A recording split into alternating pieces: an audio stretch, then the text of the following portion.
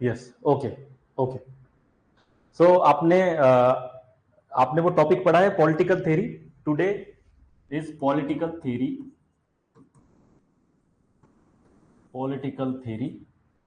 Meaning and it's approaches.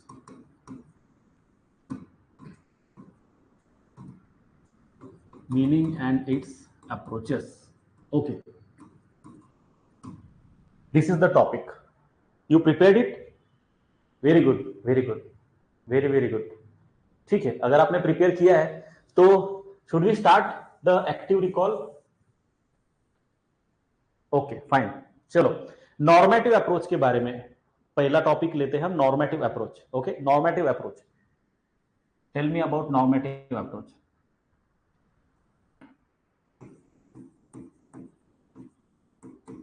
ये हो गया हमारा normative approach. Okay, normative approach. Normative approach के ऊपर यूपीएससी ने 2020 में, यहां पर मैं लिख देता हूं 2012 को, 2000, उसके बाद 2011, हाँ मतलब 2023, 2020 और 2023 दो बार क्वेश्चन पूछा है based on norms rules. Okay, so please tell me normative approach क्या है? What is normative approach? What is normative approach? What are the examples? Examples क्या है? नॉर्मेटिव अप्रोच क्या है? उसका और एम्पिरिकल के बीच डिफरेंस क्या है? What is the difference between empirical approach and normative approach? Primarily mostly आपको नॉर्मेटिव अप्रोच के बारे में बताना है, फिर एम्पिरिकल के साथ क्या उसके डिफरेंस आइडियाज है। वैल्यू लैडन अप्रोच है, ठीक है, okay. Value based, fine. Focus on what is good life, हाँ this is important, it focuses on what is good life, focus on what is good life. और हाँ, deals with what ought to be, what ought to be, okay.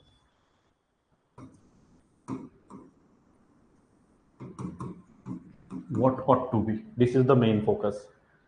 और क्या है? Philosophical norm based, ठीक है, ये philosophical norm based है, rule based है। दिस इज फिलोसॉफिकल, मतलब basically philosophical inquiry. Normative approach focuses upon philosophical inquiry, philosophical inquiry.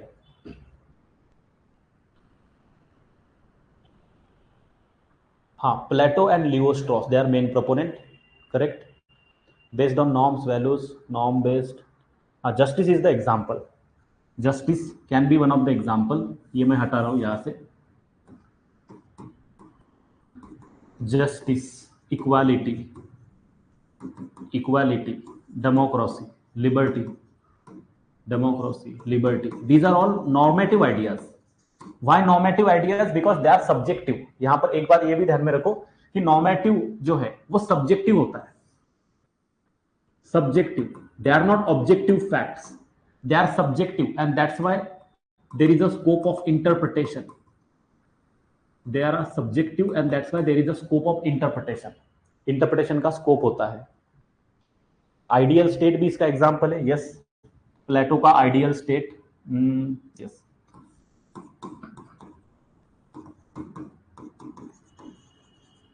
Plato's ideal state is example of it, ठीक है, ये भी सही है। It helps to understand how theory is produced, okay. Idealistic in nature, हाँ ये भी ठीक है। Trace back to the Plato, ठीक है। Philosophical approach emphasized on norms, okay. Study of values, ideas, values, हाँ। It is prescriptive, it is prescriptive,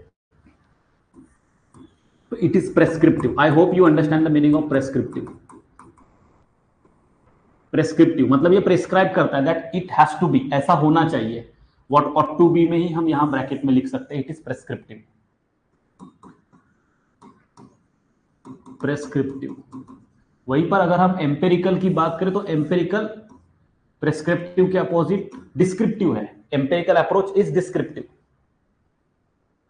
main focus is on ideas, values are we missing something, कुछ भी? हाँ, moral और ethical है। चलो, philosophical हो गया, यहीं पे मोरल और इथिकल, मोरल और इथिकल। अब आपने नॉर्मेटिव अप्रोच के बारे में बताया, लेकिन नॉर्मेटिव अप्रोच के डिसएडवांटेजेस भी कुछ होंगे, कुछ निगेटिव पॉइंट्स भी होंगे नॉर्मेटिव अप्रोच के। नॉर्मेटिव अप्रोच के कुछ निगेटिव पॉइंट्स भी होंगे। What are the negative points, what are the lacunas? No, tangible ideals में, intangible आइडियल्स में, it deals mainly in the intangible ideals. Intangible, आपने शायद गलती से वो आपसे हो गया है, but it deals mainly with the intangible ideals. हाँ, वेराज अगर हम एम्पिरिकल अप्रोच की बात करें तो वो साइंटिफिक है, साइंटिफिक है। ओके,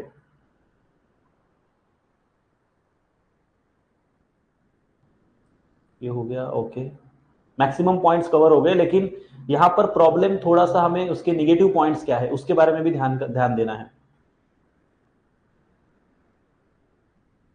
एम्पिरिकल अप्रोच ठीक है, प्रेस्क्रिप्टिव, प्रोवाइड कंपैरेटिव एनालिसिस। हाँ, prescriptive and futuristic, speculations of thinkers दस बायस्ड। करेक्ट, यहाँ पर सब्जेक्टिव है, स्पेकुलेटिव है, इस वजह से बायस्ड भी हो सकता है, स्पेकुलेटिव थोड़ा सा है। ओके, सब्जेक्टिव इन नेचर, ठीक है। हाँ, कार्ल पॉपर का इंक्रीमेंटल चेंज, ये भी एक एग्जांपल है। हाँ, कॉन्टेम्प्ररी टाइम्स में try to question redefining the ideas of, this is very good point. In the contemporary times, अगर हम नॉर्मेटिव अप्रोच की बात करें तो कॉन्टेम्प्ररी टाइम्स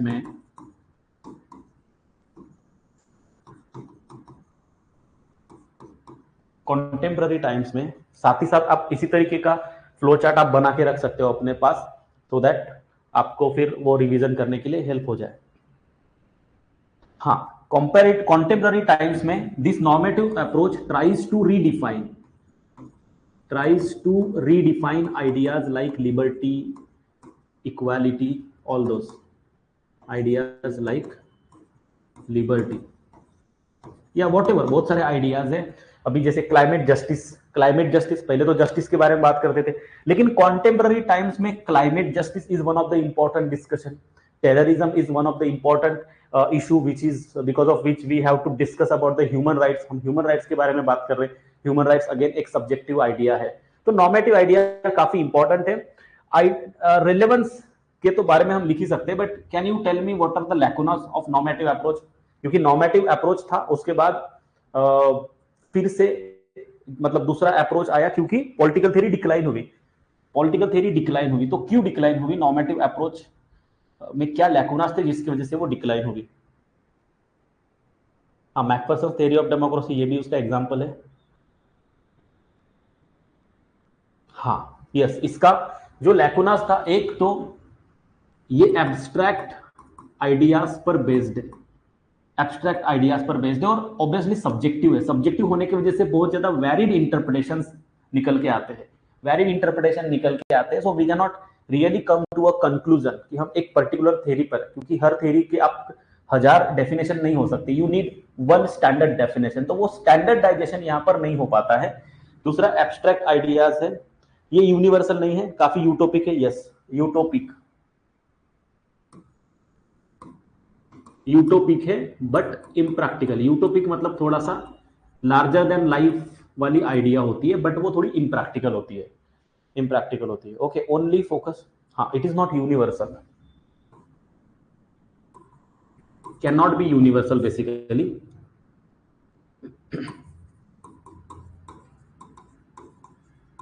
ठीक है, बट ये इतना वैलिड पॉइंट नहीं है मेरे हिसाब से। आर्म चेयर थ्योरी, हाँ, लैक रिलायबिलिटी स्टेटस को,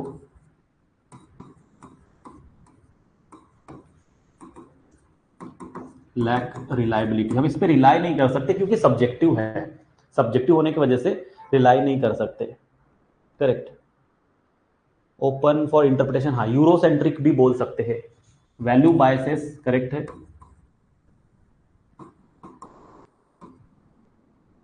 यूरोसेंट्रिक भी बोल सकते हैं,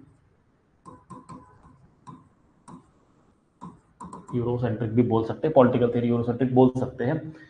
आई थिंक फेयर पॉइंट है, यहां से लेके यहां तक these are lacunas,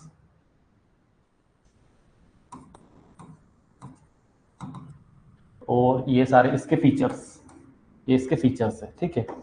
और ये थोड़ा सा कॉन्टेम्पररी रिलेवेंस। एग्जाम्पल्स में तो हमारे पास जस्टिस, इक्वलिटी, ये सारे एग्जाम्पल्स है ही। कॉन्टेम्पररी टाइम्स में क्लाइमेट जस्टिस, ये भी इसका एग्जाम्पल हो सकता है,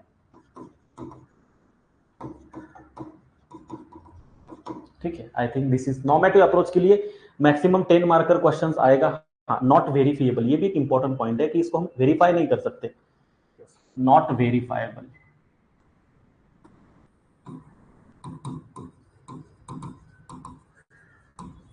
करेक्ट, नॉट वेरीफाइबल, इसको हम वेरीफाई नहीं कर सकते। हाँ, lack empirical depth, relevance, idealistic not realistic, correct, काफी आइडियलिस्टिक है, not realistic, correct.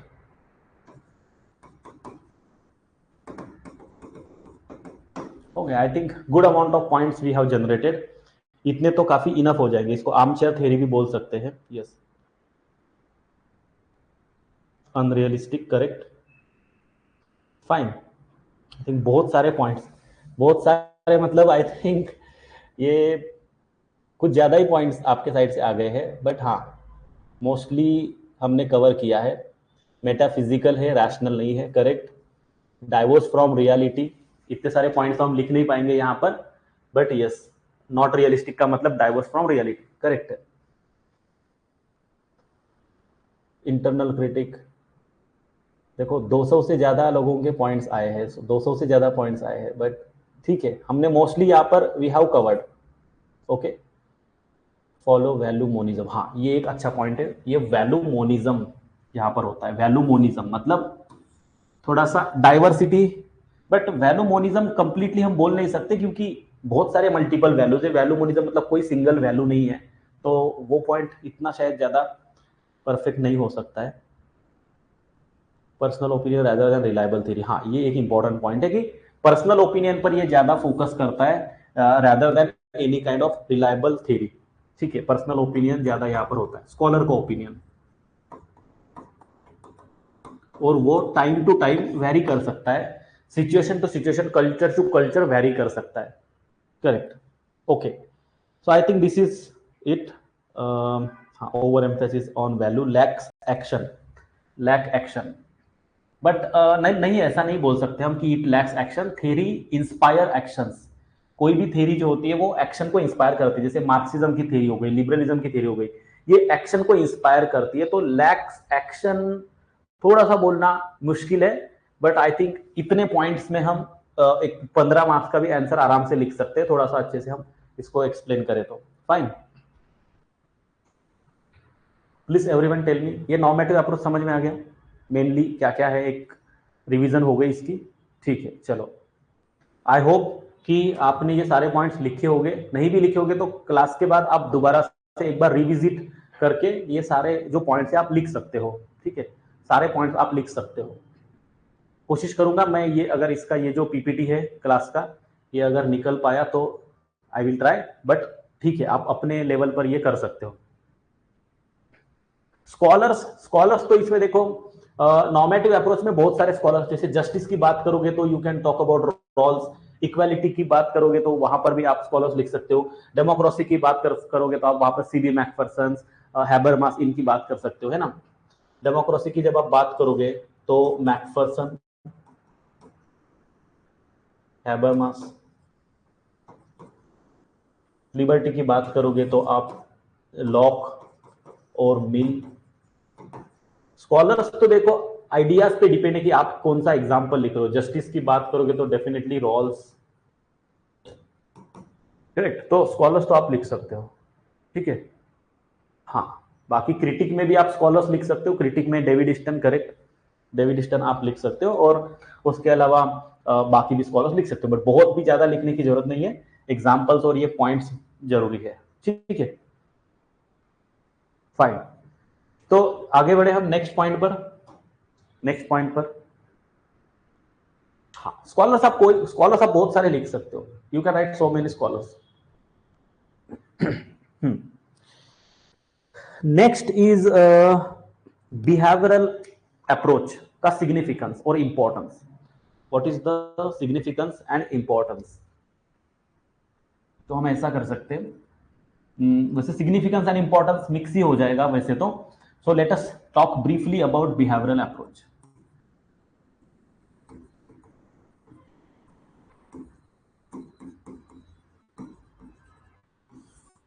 Behavioural approach, फिर बिहेवियरल अप्रोच क्या है, उसके सिग्निफिकेंस क्या है, उसका इंपॉर्टेंस क्या है, उसके लैकुनास क्या है, उसका क्रिटिसिज्म क्या है। हम 4 पॉइंट्स यहाँ पर डिस्कस कर सकते हैं, 4 पॉइंट डिस्कस कर सकते हैं।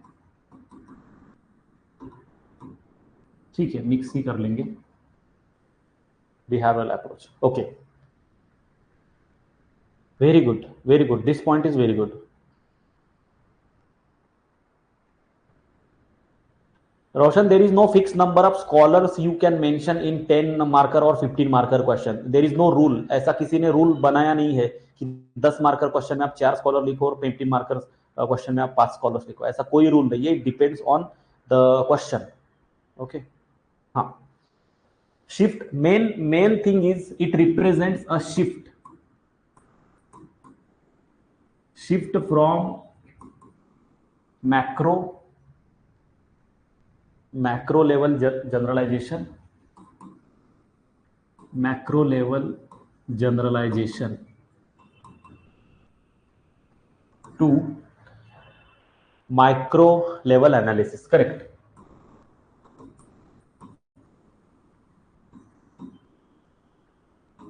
Micro level analysis, very good point. Macro level से माइक्रो लेवल, मतलब अर्लियर क्या होता था, वाइल वी वेयर, जब भी हम पॉलिटिकल थ्योरी को समझने की कोशिश करते थे, we use to understand political theory from a perspective of a state,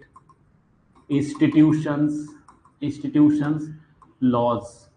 ये ट्रेडिशनल तरीके से, this was a traditional approach, this was a traditional approach.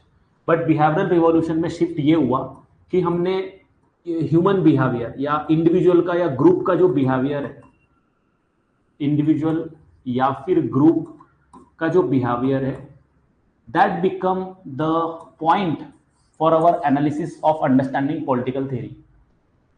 Traditional और फिर थोड़ा सा यहाँ पर हम बोल सकते हैं कि मॉडर्न, ये शिफ्ट हुआ है। Okay, so this is the shift from a macro level मतलब स्टेट, इंस्टीट्यूशंस, लॉज, यहां से लेके माइक्रो लेवल मतलब इंडिविजुअल और ग्रुप्स। इस तरीके का जो शिफ्ट है ये बिहेवियरल अप्रोच ने लाया है, that is one of the important significance. दूसरा यहाँ पर पॉइंट है कि हाँ, scientific method, they use scientific method, very good.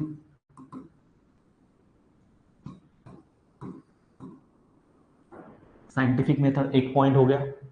Fact based, yes it is fact based,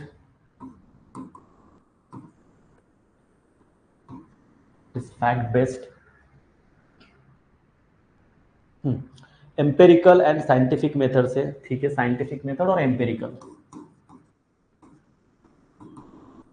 scientific and empirical, fine. Based on data and observations, हाँ, fact based, यहां पर data भी है, ऑब्जर्वेशंस भी है, स्टैटिस्टिक्स भी कह सकते हैं, स्टैटिस्टिकल एनालिसिस, ठीक है, स्टैटिस्टिकल एनालिसिस। साइंटिफिक इन नेचर, हाँ, साइंटिफिक कवर हो गया हमारा, साइंटिफिक एनालिसिस हो गया। Centrality of human being, correct, centrality of human being मतलब यही पॉइंट, इंडिविजुअल और ग्रुप का बिहेवियर। तो सेंट्रलिटी ऑफ ह्यूमन बीइंग फिर भी मैं लिख देता हूं क्योंकि it's important, centrality of human being.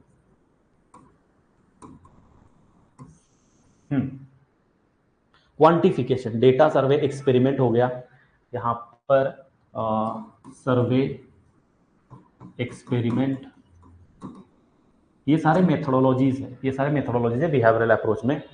और बेस्ड ऑन ह्यूमन बिहेवियर, ठीक है, ह्यूमन पॉलिटिकल बिहेवियर, ये भी हो गया यहाँ पर हमारा cover. Make theory more scientific, ठीक है, थ्योरी को ज़्यादा साइंटिफिक बनाते हैं, ये भी हो गया।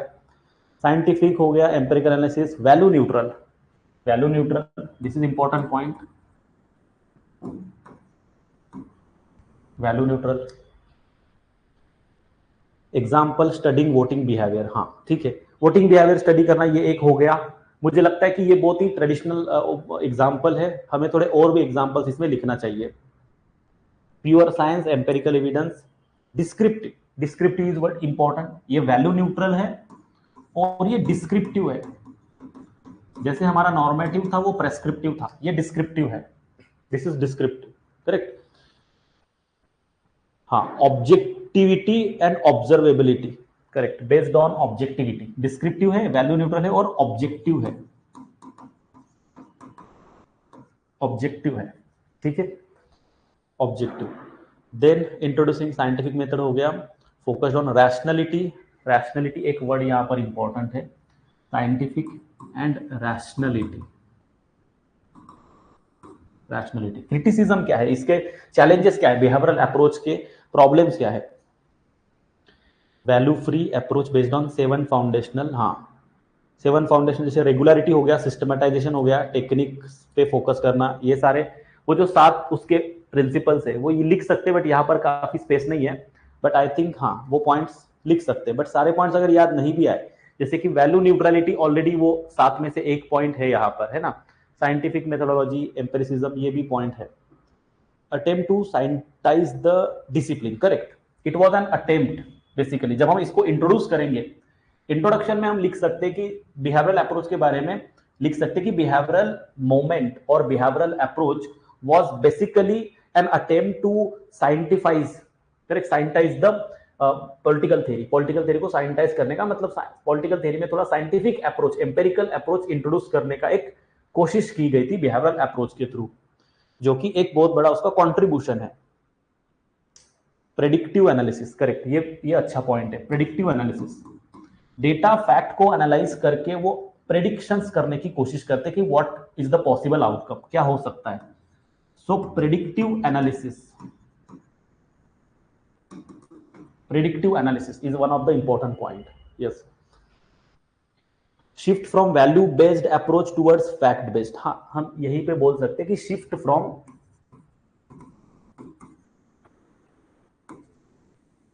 From value based to fact based, ये भी हम इंट्रोडक्शन में लिख सकते हैं। Behavioural approach signifies a shift from a value based to fact based approach, या फिर आप इंट्रोडक्शन में ये भी लिख सकते हो कि behavioural approach signifies a shift from a macro level generalisation to micro level analysis. इस तरीके के स्पेसिफिक अगर आप लिखोगे ना, तो इंट्रोडक्शन में ही जो आपका रिव्यूअर है, आंसर पढ़ने वाला है, उसको समझ में आएगा कि पर्सन नोज अबाउट इट, समझ में उसको कॉन्फिडेंस आ जाएगा कि इसको पता है, ठीक है। So this is a good point. आप इसमें से काफी सारे पॉइंट्स इंट्रोडक्शन में यूज कर सकते हो, ये वाला पॉइंट और ये वाला पॉइंट भी आप यूज कर सकते हो। Even centrality of human behaviour ये भी यूज कर सकते हो, या फिर it has introduced the empirical methodology और साइंटिफिक और rationality into the political theory, आप ये भी इंट्रोडक्शन में लिख सकते हो। Emergence of a field of electoral behaviour, हाँ इलेक्टोरल बिहेवियर जैसी एक फील्ड इमर्ज हुई, तो नए फील्ड्स एक्चुअली इमर्ज हुए, emergence of field like electoral behaviour, जिसकी वजह से पॉलिटिकल थ्योरी का एनालिसिस करना काफी इजी हुआ, एक रिलायबल एनालिसिस जिसको हम कह सकते हैं, वो यहां पर पॉसिबल हुआ। तो यस, आई थिंक काफी सारे पॉइंट्स हो गए। फोकस ऑन इंडिविजुअल हो गया, shift from prescriptive to descriptive, yes ये भी एक इंपॉर्टेंट शिफ्ट है। बहुत सारे शिफ्ट्स यहां पर हुए, मैक्रो से माइक्रो, वैल्यू से फैक्ट, और प्रेस्क्रिप्टिव टू डिस्क्रिप्टिव।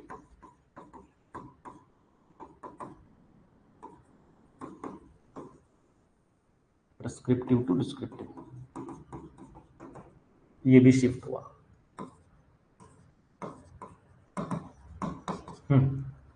ओके, और क्वांटिफिकेशन ऑफ, ठीक है ये सब हो गया। हाँ इंटरडिसिप्लिनरी, बट इंटरडिसिप्लिनरी अप्रोच इसमें बहुत ज्यादा नहीं है, थोड़ा सा है। इंटरडिसिप्लिनरी पोस्ट बिहेवियरिज्म में ज्यादा है, पोस्ट बिहेवियरिज्म में इंटरडिसिप्लिनरी फोकस ज्यादा है, यहां पर भी है, बट इंटरडिसिप्लिनरी का जो इंटेंसिटी है या फिर स्केल है वो इतना ज्यादा नहीं है। वो पॉइंट्स लिख सकते हैं, यहां पर लिख सकते हैं हम, ये भी पॉइंट लिख सकते हैं। रेगुलरिटीज, टेक्निक, साइंटिफिक, हाँ रेगुलरिटीज एक इंपॉर्टेंट पॉइंट है, क्योंकि you have data and fact, आपके पास डेटा फैक्ट है, स्टैटिस्टिकल एनालिसिस है, तो इसके वजह से आप मल्टीपल सर्वेज कंडक्ट करने के बाद आउटकम्स में एक रेगुलरिटी या कंसिस्टेंसी जो है वो आप इंश्योर कर सकते हो। तो वो सब्जेक्टिव नहीं, एक ऑब्जेक्टिव और एस्टैब्लिश फैक्ट के बेसिस पर you can come to a conclusion in a political theory. आप एक पॉलिटिकल थ्योरी पे जो कंक्लूजन ला रहे हो, that is not basically subjective और opinion based, but that is basically based on the recurrent patterns. जो रिकरेंट पैटर्न्स आपने आइडेंटिफाई किए हैं डेटा फैक्ट के बेसिस पर, उसके बेसिस पर आप बना रहे हो। सो यस, यहां पर कंसिस्टेंसी और रेगुलरिटी एक इंपॉर्टेंट पॉइंट है। Regularity, integration of pure science regularities, verification, regularity हो गया, वेरिफिकेशन हो गया। यहां पर वेरिफिएबल है ना, because you have data and fact, so you can verify whatever theory you propose, you can verify it on the basis of the data and fact. So yes, verifiability is one of the important aspect of this particular approach. हाँ, focus is what is पर focus है यहाँ पर ज्यादा, rather than what ought to be. what is पर focus जो है what is पर है, ठीक है। Separation of value from facts, value neutrality हो गया हमारा पॉइंट, वैल्यू न्यूट्रलिटी हो गया। प्रेस्क्रिप्टिव टू डिस्क्रिप्टिव ये भी हो गया। इंटरडिसिप्लिनरी, ठीक है, value free analysis, value neutral, ठीक है। डिस्क्रिप्टिव हो गया, वेरीफाइबल हो गया। मल्टी डिसिप्लिनरी मतलब ठीक है, इंटरडिसिप्लिनरी वाला पॉइंट एक लिख ही लेते हैं हम। इंटरडिसिप्लिनरी, इसके प्रॉब्लम्स क्या थे? प्रॉब्लम्स आई थिंक यहां पर अभी ज्यादा बताए नहीं है हमने। सिस्टमटाइजेशन हो गया, सिस्टमटाइजेशन,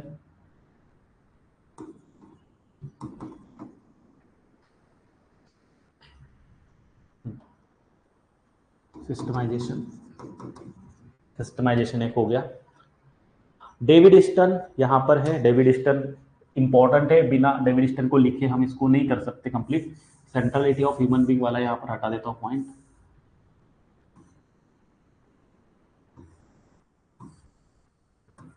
David Easton was the proponent and later he was also the critic।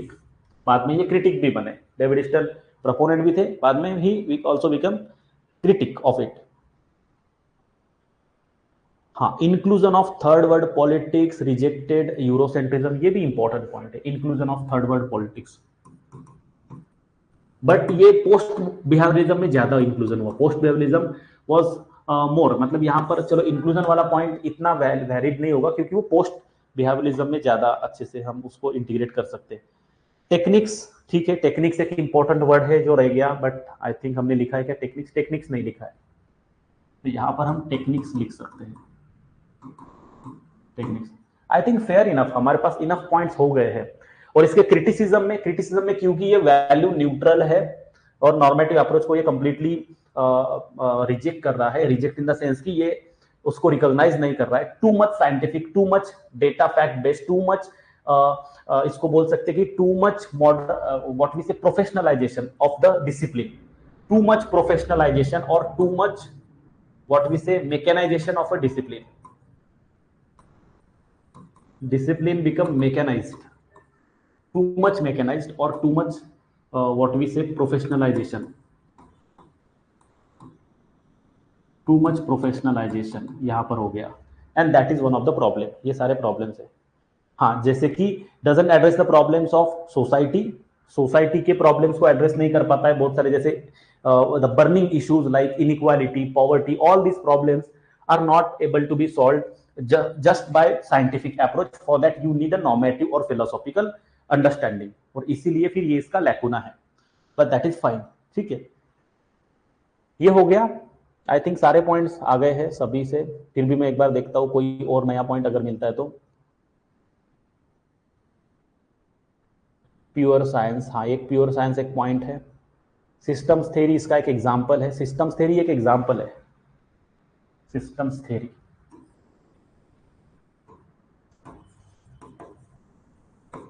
Systems theory एक एग्जाम्पल है, प्योर साइंस पर ये फोकस करता है, प्योर साइंस, ठीक है। चलो आई थिंक इनफ पॉइंट्स हो गए हमारे पास, बहुत ज्यादा पॉइंट्स हो गए। हाँ, इसमें जो एनालिसिस होता है, what analysis it provides is as it is, जो भी होता है उसको एज इट इज प्रोवाइड करना। Whatever they have analysed on the base of the data and fact, they will simply explain. ये एक्सप्लेन करता है, ये अपना प्रिस्क्राइब नहीं करता कि ऐसा होना चाहिए, ये बताते हैं कि ऐसा है, this is it, this is it. So they explain the things as they are instead of prescribing, और instead of prescribing that what ought to be, क्या होना चाहिए, ये प्रिस्क्राइब नहीं करते. Fine, okay. They ignored value, no correct prediction on human behaviour, correct, human behaviour का भी okay, become too much mechanistic. Fine, okay. Too much emphasis on methodology, correct. Too much focus on methodology, heavy emphasis on quantification. मतलब ultimately क्या है कि criticism में भी जब आप लिखोगे तो इन सब चीजों पर उन्होंने एक्स्ट्रा फोकस दिया, टू मच फोकस दिया, और उस चक्कर में they have lost the philosophical और मोरल और ethical vigour of a discipline. Political theory की जो इथिकल विगर है, जो फिलोसॉफिकल विगर है, वो उन्होंने लॉस किया by emphasising too much upon the techniques, survey, experiment, all this things. यही इसका क्रिटिसिज्म है. फाइन, ये इसका क्रिटिसिज्म है. I hope this is understood. ये समझ में आ गया, ये समझ में आ गया, this is understood.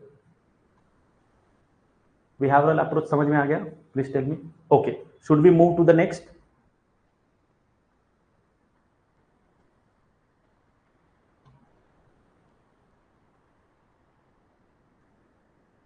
Should we move to the next? Yes, okay, चलो नेक्स्ट पे चलते हैं.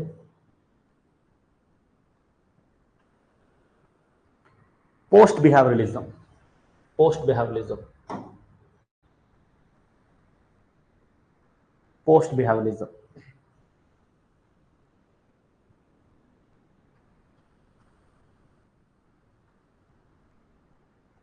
बिहेवियरलिज्म पे देखो क्वेश्चन 20 2011 और 2021, 2011-2021 में आया था. पोस्ट बिहेवियरलिज्म में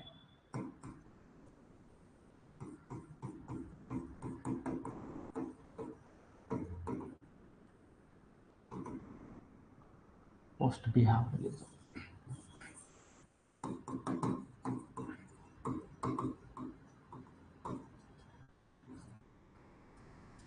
post behaviourism. Fine. Post behaviourism में आपको ध्यान में रखना है credo of relevance, action science, ये सारी जो आइडियाज है वो यहां पर आने चाहिए. ओके, ये सारे आइडियाज यहां पर आने चाहिए. Yes, very good, very good. हाँ, इसका इमरजेंस कहां से हुआ? Core belief making political theory relevant and action oriented. Very good. Core belief यही था, कोर बिलीफ यही था कि इसको हमें पॉलिटिकल जो हमारा साइंस है उसको मोर एक्शन ओरिएंटेड और रिलेवेंट बनाना है. That is the core belief. Core objective we can say, core objective हम ये बोल सकते हैं कि मेकिंग पॉलिटिकल थ्योरी रिलेवेंट, ये इंट्रोडक्शन में हम लिख सकते हैं, मेकिंग पॉलिटिकल थ्योरी रिलेवेंट,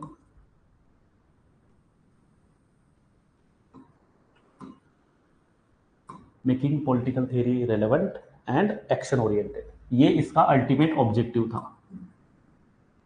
क्योंकि एक्शन ओरिएंटेड, क्योंकि too much scientific approach was also not able to solve the problems, it was becoming irrelevant. Even too much emphasis on values and philosophical approach was also not able to solve the problem. So we have to take best of both. हमें दोनों से best लेना पड़ा, और ultimately हमारा जो objective था वो ये था कि हमें सब्जेक्ट को, डिसिप्लिन को रेलेवेंट बनाना है, ना कि कोई मैकेनिस्टिक डिसिप्लिन बनानी है, ना कि हमें साइंस, उसको थ्योरी को साइंस में कन्वर्ट करना. That is not our interest. Our interest was to make the subject more action oriented, because ultimately it has to be relevant for the human life. Human life के problems को solve कर सके तभी वो relevant होगा. So relevant और action orientation, this is important.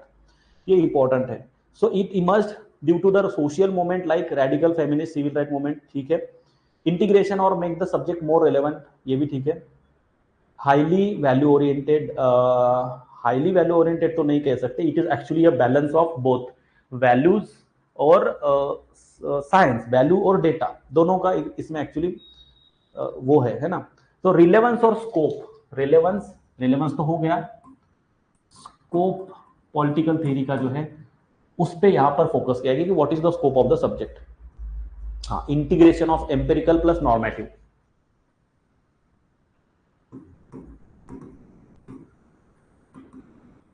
Integration of normative plus empirical, integration of normative plus empirical, ठीक है।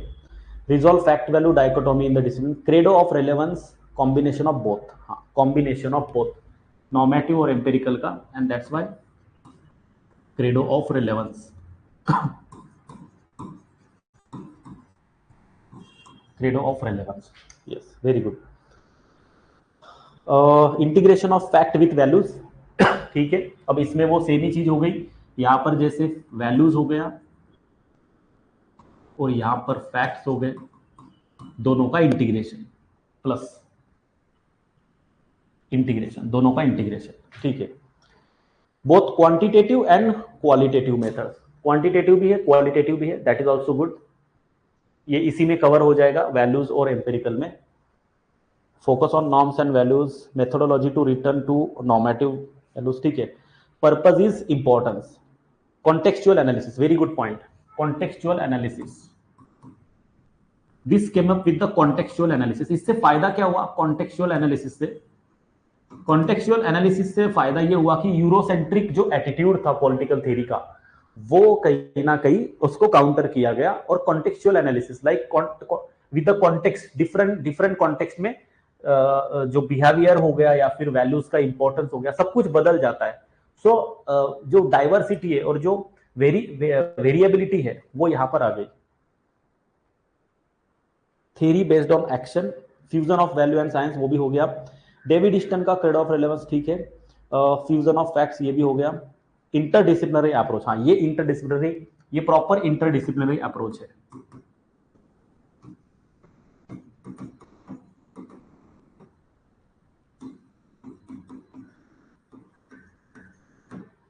Interdisciplinary approach, very good. It represented new revolution in a political science, overcome the limitations of behavioralism by reviving normative, correct? Overcome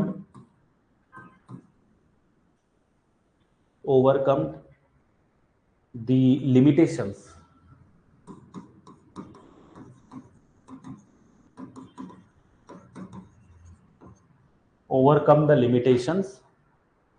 of behavioralism by reviving normative.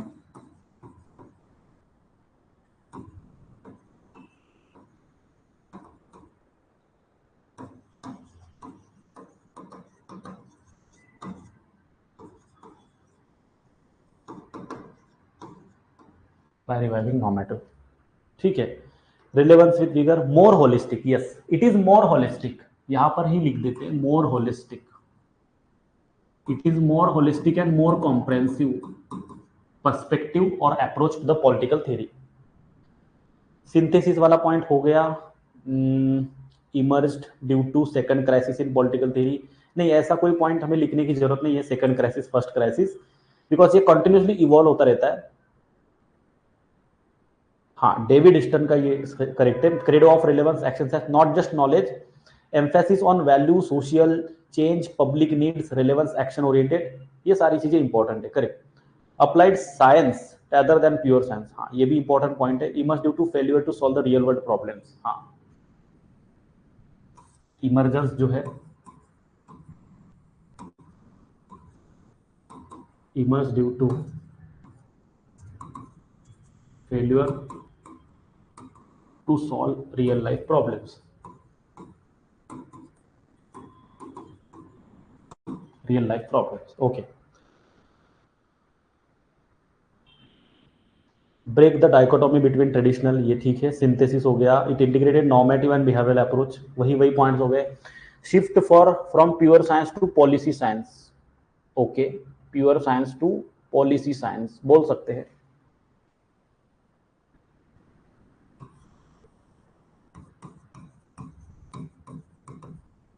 Pure science to policy science, या pure science हम इसमें बोल सकते हैं ना, shift from pure science to action science, we can say shift from pure science to action science, this will be more appropriate,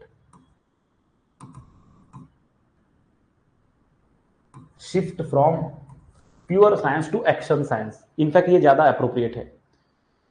flexible approach includes both, ये भी ठीक है. Identify problems, linchpin between normativism and behaviouralism, this is also okay.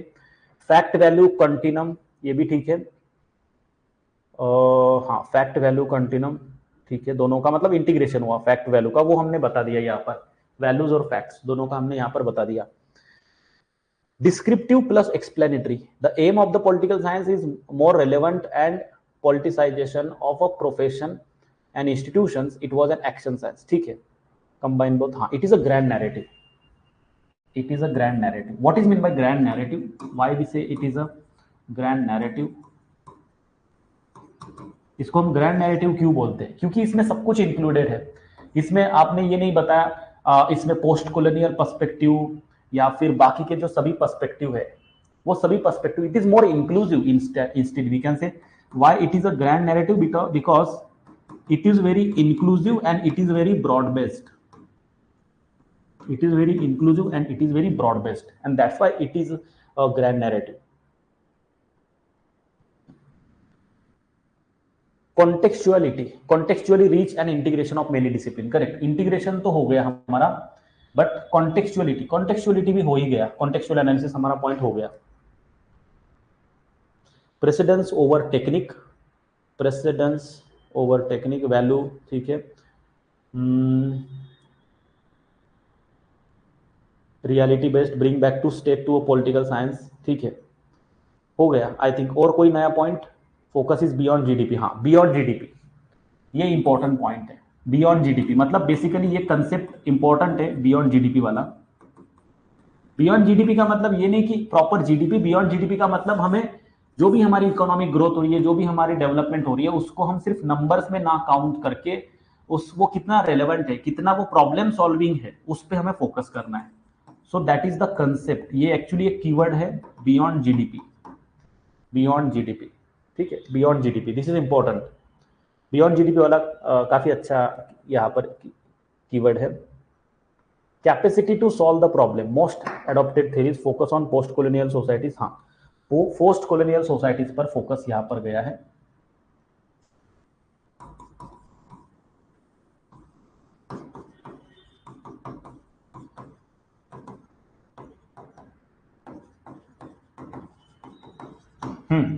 Focus on post colonial societies, this is good. Then उसके बाद led to the resurgence of political theory, ठीक है. It presented both political science as applied science, ये भी ठीक है. Focus on, ये ठीक है. Germino, okay. Focused on being more relevant than scientific. More relevant than scientific मतलब यही है, प्योर साइंस से एक्शन साइंस, यही है. मोर रिलेवेंट देन साइंटिफिक का मतलब यही है. स्कॉलर इसमें डेविड ईस्टन है, ठीक है. थिंकर्स इसमें और जर्मिनो, डेविड ईस्टन दोनों हैं, लिख देता हूं मैं यहां पर.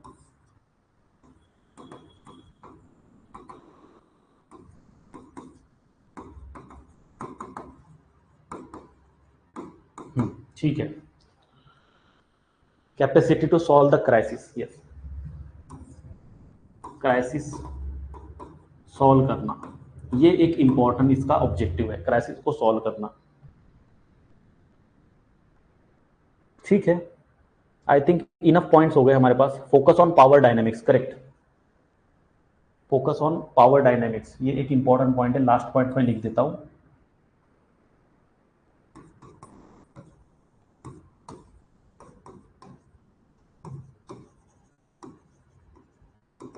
Focus on power dynamics affecting and societal structure.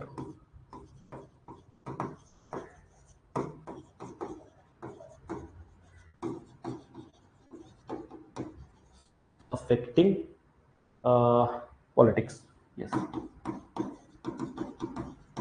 Affecting politics, fine. Question इस पे पूछा था, देखो वो नहीं बताऊंगा मैं क्वेश्चन कौन से साल पूछा था. मेरे टेलीग्राम चैनल पे डॉक्यूमेंट है पीवाईक्यू एनालिसिस का. थोड़ी सी मेहनत आप करो, उसमें देखो कौन पीवाईक्यू एनालिसिस पूरा करो. अगर आप यूपीएससी के लिए प्रिपेयर कर रहे हो पीएसआर ऑप्शनल के साथ और आपने पीवाईक्यू एनालिसिस नहीं किया है, तो आप बिल्कुल भी प्रिपरेशन नहीं कर रहे हो, आप सिंसियर नहीं हो प्रिपरेशन को लेके. क्वालिटेटिव विथ क्वांटिटेटिव मेथड्स, ठीक है.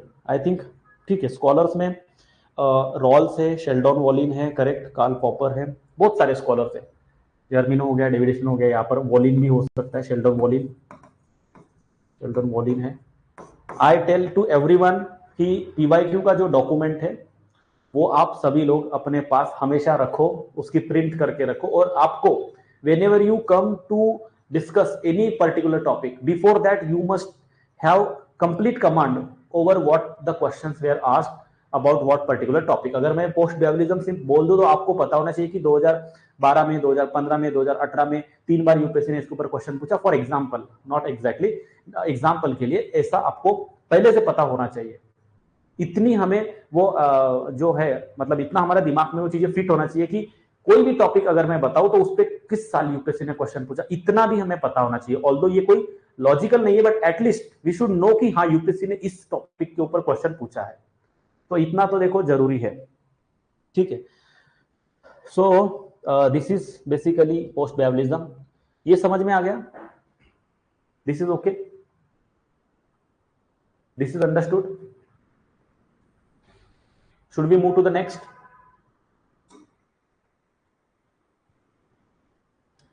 हाँ, world needed guidance and analysis, correct. हाँ, यहां पर अभी एक है डिक्लाइन और एक है रिसर्जेंस ऑफ पॉलिटिकल थ्योरी। चलो, डिक्लाइन और रिसर्जेंस, दोनों चीजें, ठीक है।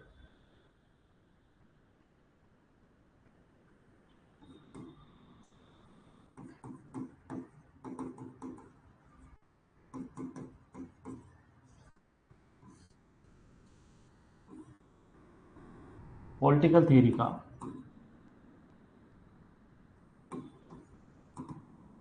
डिक्लाइन और रिसर्जेंस, ठीक है। पहले डिक्लाइन के बारे में बात करते, फिर यहां पर रिसर्जेंस के बारे में बात करेंगे। सो डिक्लाइन क्यों हुआ, क्या क्या फैक्टर्स उसके लिए रिस्पॉन्सिबल थे, कैसे हुआ, और फिर रिसर्जेंस की क्या जरूरत पड़ी, कैसे, किसने रिसर्च किया, और कौन से उसके एग्जाम्पल्स हैं, ब्रीफली। पहले first tell me about decline, पहले डिक्लाइन पे बात करते हैं। डिक्लाइन पे first let's talk about decline. Decline क्यों हुआ?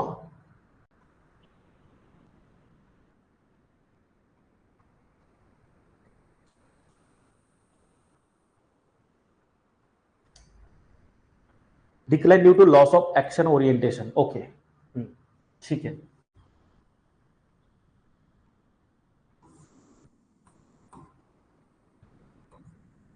Loss of action orientation,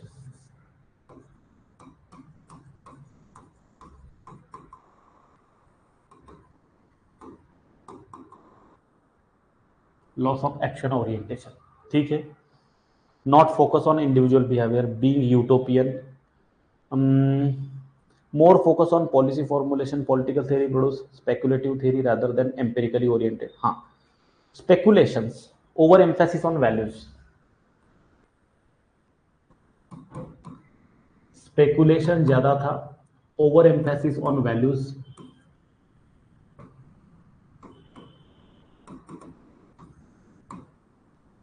over emphasis on values, और it was utopian, not focus on individualistic behaviour.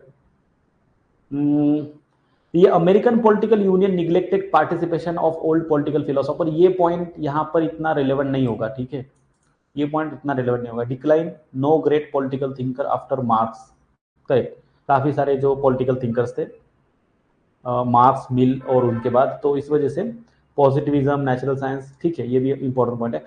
Loss of action orientation, action orientation वो हो गया, लॉस ऑफ एक्शन ओरिएंटेशन हो गया।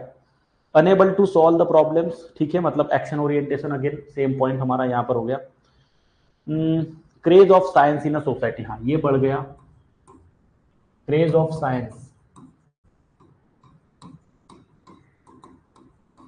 Craze of science in a society,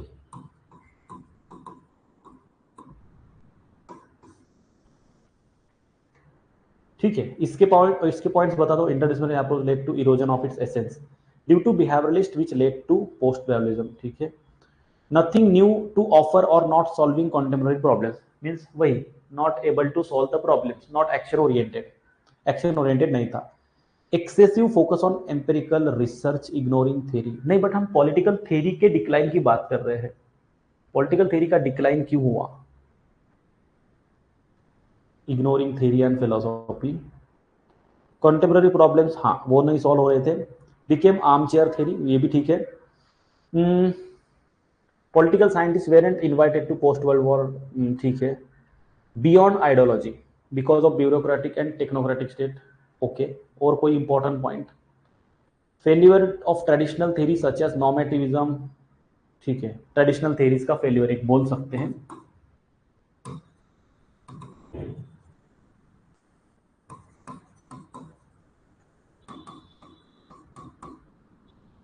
failure of traditional theories, failure of traditional theories, okay. Prevalence of historical gap, now tell me about resurgence, resurgence कैसे हुआ, कौन scholar थे, कौन कौन स्कॉलर्स थे? और दूसरा इंपॉर्टेंट यहां पर पॉइंट ये है कि क्या ये सच में was it really a decline or it was just a debate? was it really a decline? Decline के फैक्टर्स तो ठीक है हमने लिखे, क्या ये सच में डिक्लाइन था या बस एक डिबेट था?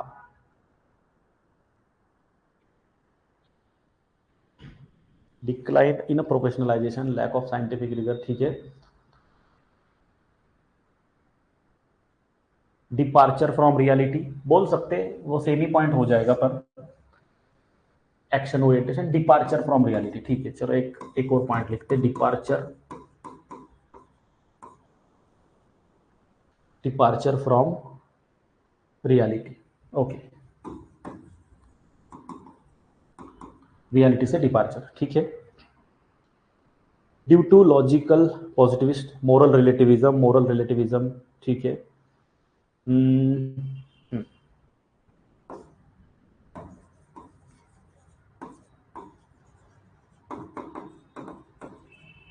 मोरल रिलेटिविज्म, ये भी ठीक है।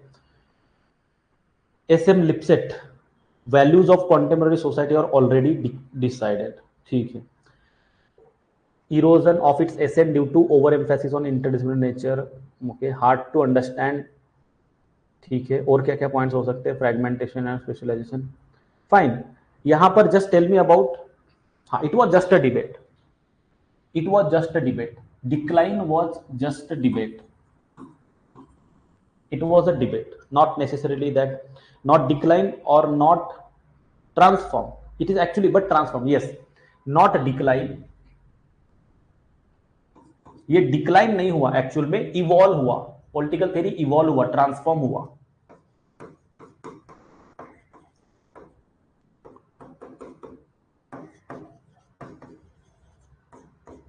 It evolve and transformed, evolve हुआ, ट्रांसफॉर्म्ड हुआ, ठीक है।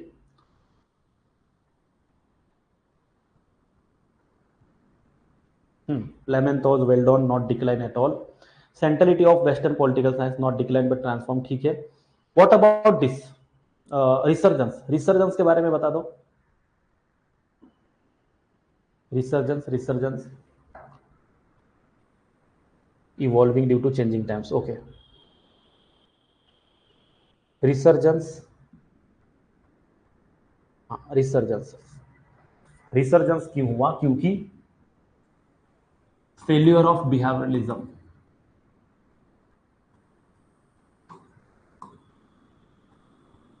बिहेवियरलिज्म की वजह से पॉलिटिकल थ्योरी जो है उसका essence, it lost its essence, the essence was to solve the problem, not to become scientific discipline, so वो एक सबसे बड़ा प्रॉब्लम हुआ।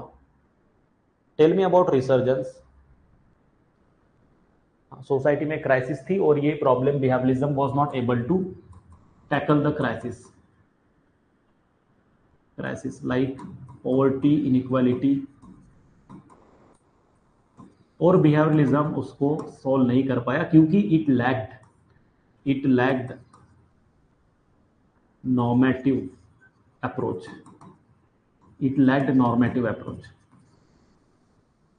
नॉर्मेटिव अप्रोच ये लैग करता था, ठीक है।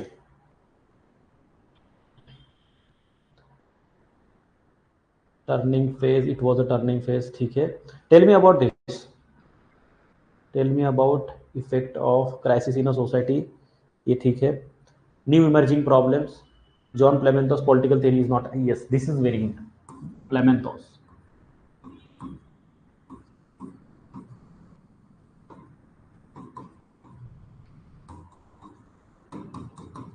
Political theory is not an escape mechanism.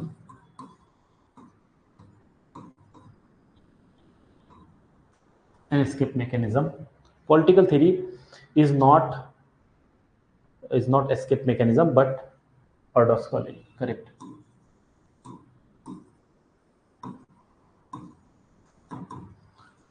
Political theory कोई escape mechanism नहीं है. It has to be relevant. It has to be action science, and that's why there was a resurgence because in a behavioral approach it was lacking. ये lacking था, तो इसलिए वो resurgence हुआ. No resurgence in a real sense, rather the evolved extension of a pre-existing theories. वो भी कह सकते हैं, ये भी एक diverse point हो सकता है कि not resurgence, not actual resurgence,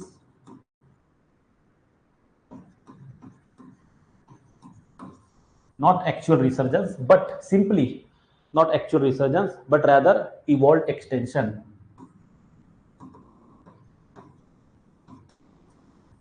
Evolved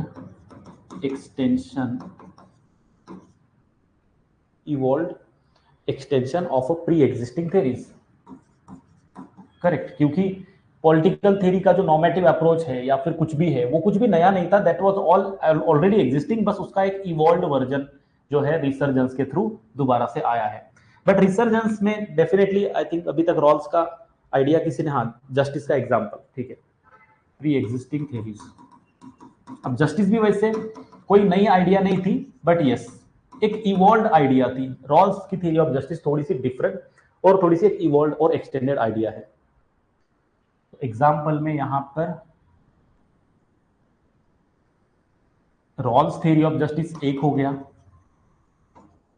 दूसरा और कोई एग्जाम्पल इसमें है, एक मैकफर्सन का भी एग्जाम्पल है. Resurgence when failure of behaviouralism, ठीक है, influence from other discipline due to decolonisation across the world, due to globalisation, ethical and normative concerns, technology. Correct, ये भी इंपॉर्टेंट पॉइंट है. ग्लोबलाइजेशन की वजह से इथिकल और नॉर्मेटिव जो हमारे कंसर्न्स है, इथिकल और नॉर्मेटिव कंसर्न्स, ये सारे इमर्ज हुए. Emergence of ethical and normative concerns, ethical and normative concerns due to globalization.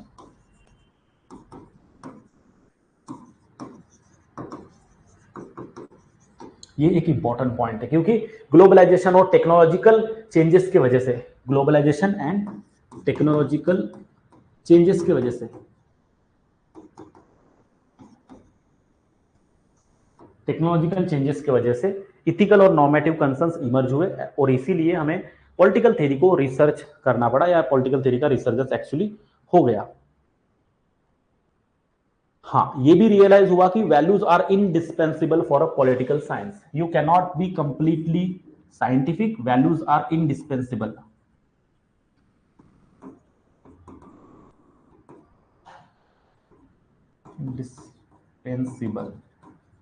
Values are indispensable, values को आप इग्नोर नहीं कर सकते. मल्टीकल्चरल सोसाइटीज भी इमर्ज हुई, जिसकी वजह से ये भी एक रीजन हो सकता है, the emergence of multicultural societies.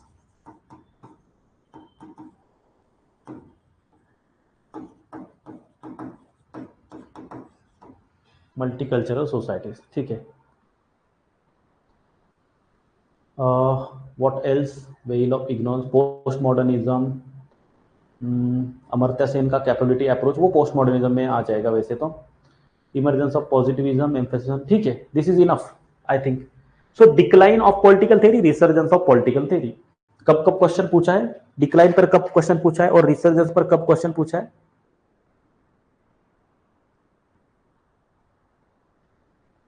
– 2018, 2023. यहां पर देखो, डिक्लाइन पर 2018 और 2023 को क्वेश्चन पूछा है, और रिसर्जेंस के ऊपर क्वेश्चन पूछा है 2019, 2024. और ये अर्डस कॉलिंग वाला जॉन क्लेमेंटोस का 2024। ठीक है, ओके, दिस इज फाइन, ये समझ में आ गया। There is last, I think एक लास्ट हमारे पास अभी टॉपिक है, लास्ट टॉपिक है पोस्ट मॉडर्निज्म का, छोटा सा ही टॉपिक है। This is understood?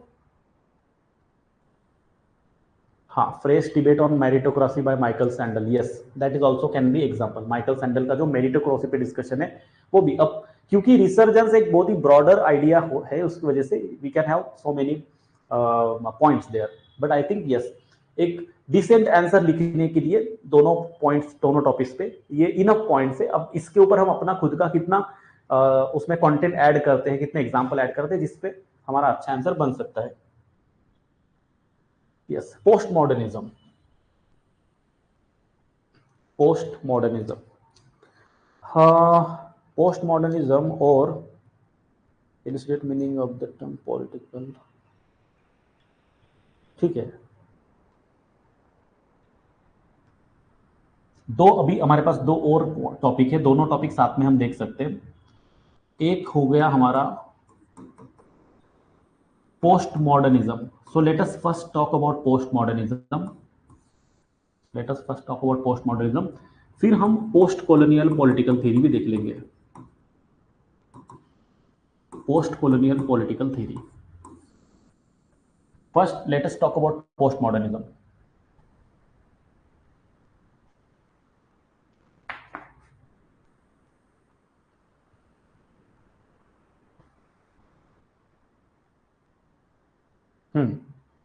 Postmodernism. Okay.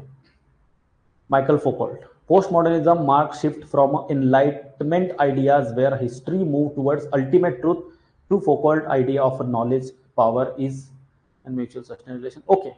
नहीं, क्लियर नहीं हुआ आपका पॉइंट नीरज, आपने जो पॉइंट बोला है वो क्लियर नहीं हो रहा है। Postmodernism marks a shift from Enlightenment ideas where history moved toward ultimate truth to Foucault idea of knowledge is a power and mutual sustained relation. Correct correct, ठीक है, गॉट इट गॉट इट, समझ गया।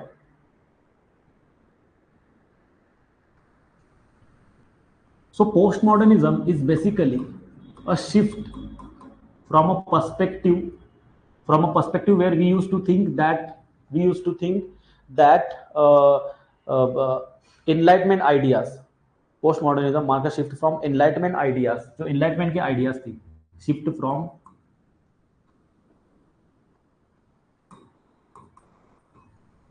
enlightenment ideas which used to claim that yes we got the knowledge, कि हमें knowledge मिला है, where history move towards ultimate truth, enlightenment ideas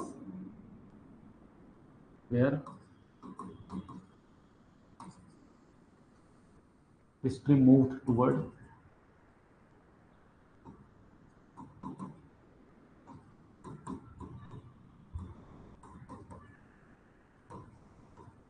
ultimate knowledge to Foucault's idea of knowledge is a power.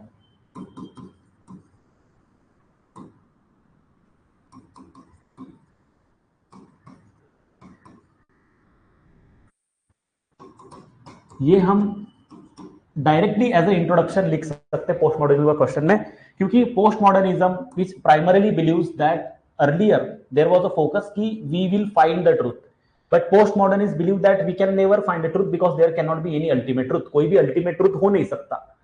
तो earlier we used to run behind finding the knowledge, finding the truth जो कि ultimate हो, but अभी हमारा वो focus नहीं है because knowledge is everywhere, truth can not B final, truth cannot be ultimate, there cannot be ultimate truth.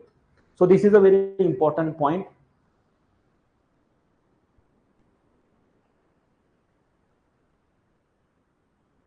Challenges universalism, yes, challenges universalism,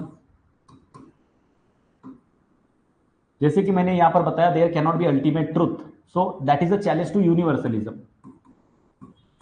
कोई भी यूनिवर्सल ट्रूथ नहीं हो सकता, challenge to universalism. Okay, and also emphasis on pluralism,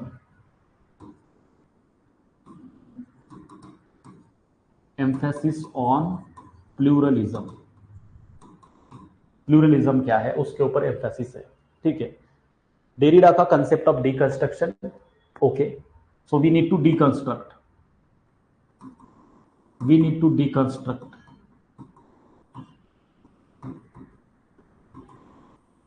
We need to deconstruct.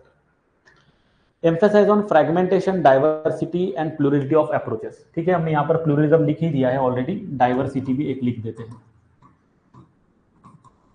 Diversity, diversity, subjectivity, relativism. ठीक है. Objectivity is neither possible nor desirable. Yes. Focus on subjectivity. Focus on subjectivity and objectivity is neither possible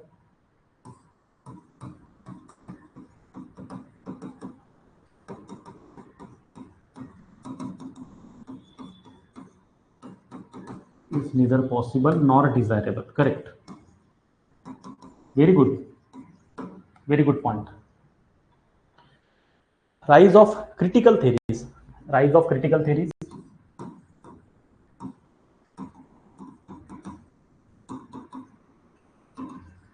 Rise of critical theories जैसे कि by Habermas, by Gramsci, अल्थुज़ेयर.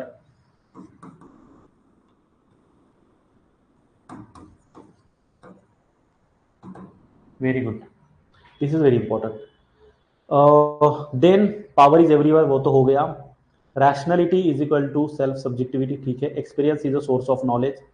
Post colonialism. Post colonialism ठीक है. Post colonialism को तो यहाँ लिखेंगे. यहाँ पर भी वैसे आता है इंक्लूसिव. ये बेसिकली इसको पोस्ट मॉडर्निज्म को हम कह सकते हैं कि this is more inclusive and broad based. This is more inclusive and broad based because it inculcates the perspective of post colonials also, feminist also. Feminist का भी perspective यहाँ पर inculcate करते हैं. Power is productive not suppressive. ठीक है.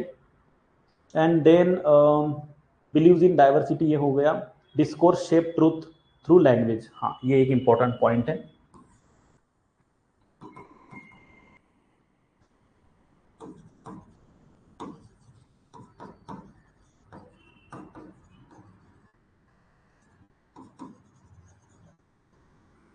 Through language. Fine. Now let us talk about post-colonial perspective. Please let us talk about post-colonial perspective. ये हो गया. Criticized Eurocentrism. Correct.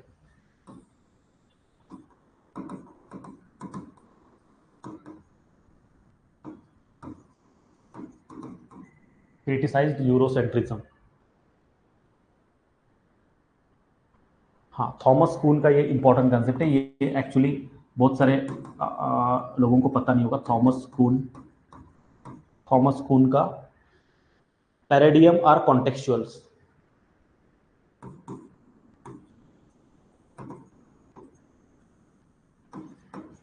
Very good. Paradigm are contextuals. Paradigm are contextual framework and keep on changing. Contextual framework and keep on changing. मतलब discourse जैसी कोई भी जो paradigm है वो एक कॉन्टेक्चुअल फ्रेमवर्क होता है और वो बदलता रहता है. That is what post modernist believe. When old paradigm can't answer to existing questions. Correct. Keep on changing. When, मैं लिख देता हूं यहां पर, when old paradigm can't answer. When old paradigm can't answer to existing questions. Tell me about post-colonial and answer to existing questions.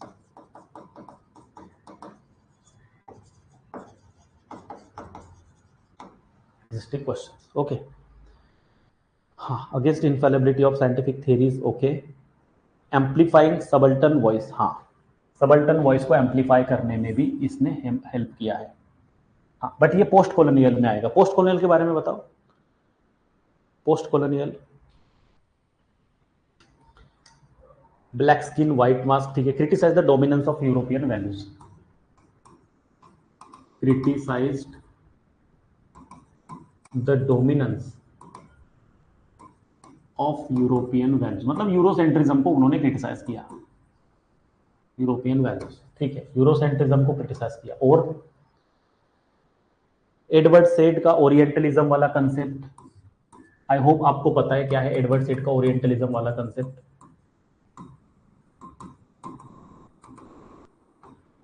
Orientalism वाला concept मतलब basically orientalism वाला concept, तो बेसिकली जो ईस्ट है, ईस्ट को, ये जो वेस्टर्न कंट्रीज है वो ईस्ट को इंफीरियर इंफीरियर समझते हैं या इंफीरियर ट्रीट करते हैं, not just in their behaviour but in their art, in their whatever we say, उनके आर्ट में, उनके लिटरेचर में, उनके इवन पॉलिटिकल थ्योरी में भी ईस्टर्न की जो पॉलिटिकल थ्योरी है उसको इंफीरियर समझते हैं। तो ये हो गया orientalism. Gayatri Spivak, can subaltern speak?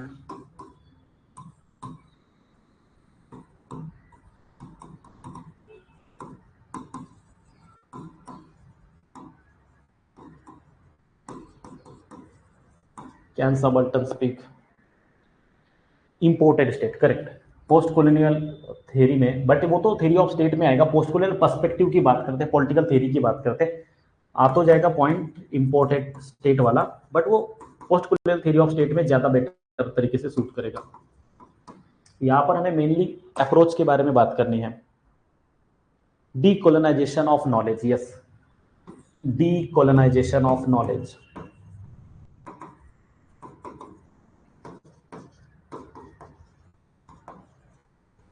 Decolonisation of knowledge, scholars में हमजाल भी ठीक है। ऑब्जेक्टिव क्या है? How colonial legacy continue to include the modern political prospect, ठीक है। गायत्री हो गया, स्पाइवाक हो गया, एडवर्ड सेड हो गया। Historical contextualization emerge from a Marxist perspective, ठीक है। Examine effects of colonialism on, हाँ, effects of colonialism, examine the effects of colonialism.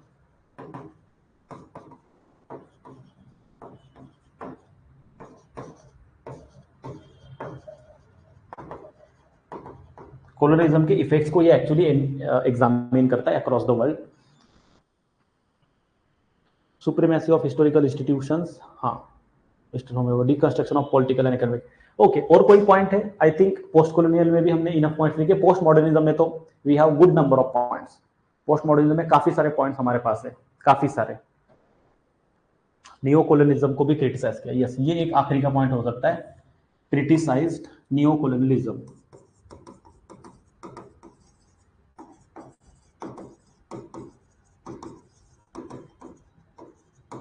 Fine, so I hope आपके सारे पॉइंट्स यहां पर आ गए हैं। दिस इज ओके, ये अंडरस्टूड है, आपने लिखे सारे points, you have mention all the points.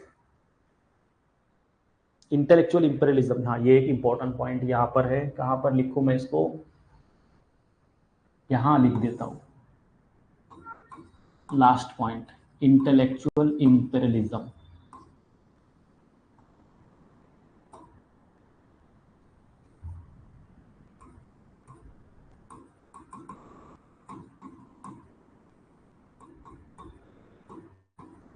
Intellectual imperialism,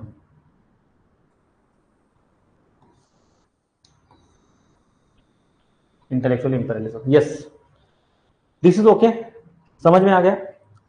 broadly अभी कोई टॉपिक छूटा नहीं है, मेनली मैक्सिमम टॉपिक्स इसके जो मेन टॉपिक्स हो गए, मेन जो टॉपिक्स है वो हमारे हो गए। पोस्ट कॉलोनियल हो गया, बिहेवियरल हो गया, resurgence, decline and normative approach.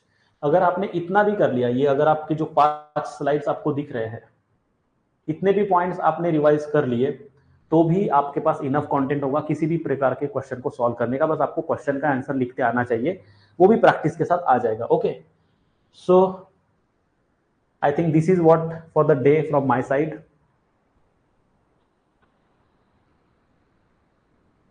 Examine the effect of, कहाँ गया, इफेक्ट्स ऑफ कॉलोनियलिज्म, वो कॉलोनियलिज्म है, कॉलोनियलिज्म है, कॉलोनियलिज्म है वो, ठीक है। So this is done.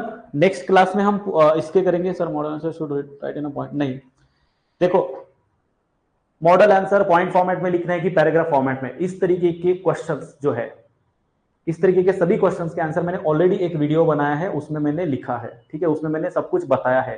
थोड़ा सा आप देखो, यहाँ पर we are trying to take efforts from our side, so आपको भी अपने साइड से एफर्ट्स लेने पड़ेंगे। सब कुछ स्पून फीडिंग नहीं होगा, कुछ बहुत सारी मटेरियल्स, बहुत सारा कंटेंट, रिवीजन नोट से लेके बहुत सारी चीजें हमने ऑलरेडी बहुत जगहों पर, अपने टेलीग्राम चैनल्स पर, अपने यूट्यूब पर, 1000 जगहों पर हमने अवेलेबल करके रखे। थोड़ा आप ढूंढो, सर्च करो और उसको प्रिपेयर करके आओ। आंसर कहीं पर भी पोस्ट नहीं करना है, आपको अपने लेवल पर ही ये सारा जो वन पेजर है वो बनाना है और बाद में आप उसको रिवाइज कर सकते हो। ठीक है, ओके। सो